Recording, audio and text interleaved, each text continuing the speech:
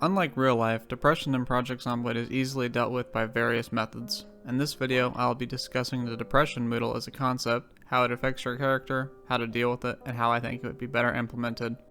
So, let's get into what makes your character Ryan in Project Zomboid. Depression, or rather as it is known in-game, Unhappiness, is a Moodle that affects action speed and nothing else. There are 4 stages, with each stage further slowing the character's action speed. The speed decrease can go from slightly annoying to extremely annoying. Here is a comparison of each Unhappiness tier, affecting the transfer time of a plank without the dexterous trait.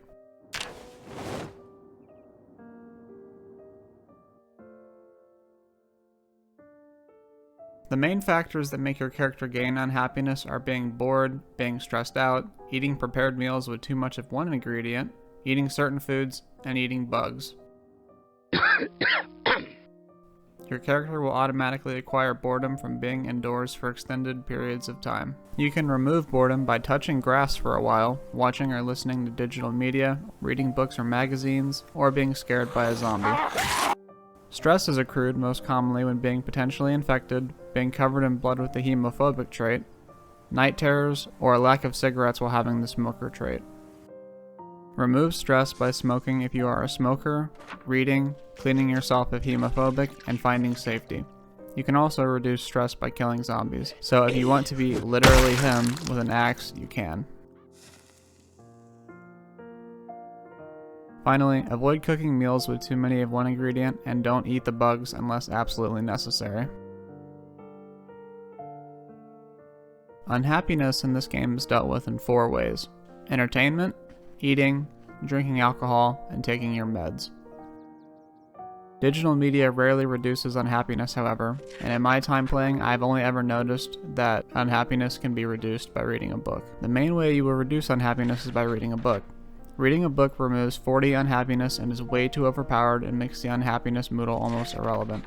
Comic books remove 20 unhappiness. These items disintegrate after using them for some reason and can only be used once before needing to find another. If you don't have any entertainment available or your character can't read, however, eating foods like candy, chocolate, peanut butter, and other treats will help you with this. If you don't have access to this, however, cooking your own food will help. The easiest way to do this is to make salads with an empty bowl and whatever fresh produce you have. If you do not have any cooking materials or ingredients, you can also get completely drunk and that will cure your unhappiness for the time being. Just know that alcohol makes you very tired in this game. If you do not have any other options available, you can grab antidepressants off of shelves or zombies. Take 1 pill and wait 2 hours.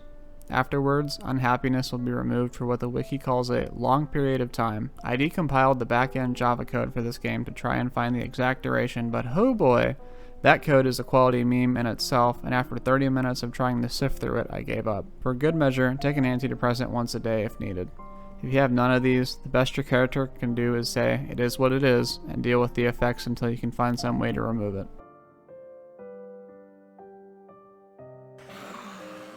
The main issue with the current implementation is how it is easily dealt with and how it overall plays a very small part in surviving. I would give Unhappiness the current stress implementation with the smoker trait, but as a default game mechanic rather than a trait. Unhappiness would constantly rise in the background behind whatever you do as your character struggles to survive in this hostile world, with faster increases in this unhappiness while you're idle for periods of time. This makes your character seem much more human and reactionary to the world around them, rather than a blank slate of a character that can be changed on a whim by right-clicking on various items on the game to remove stats. Furthermore, unhappiness would now be much harder to remove, with all unhappiness curing methods in the current game being nerfed in their unhappiness reduction, but buffed in their ability to halt the progression of unhappiness.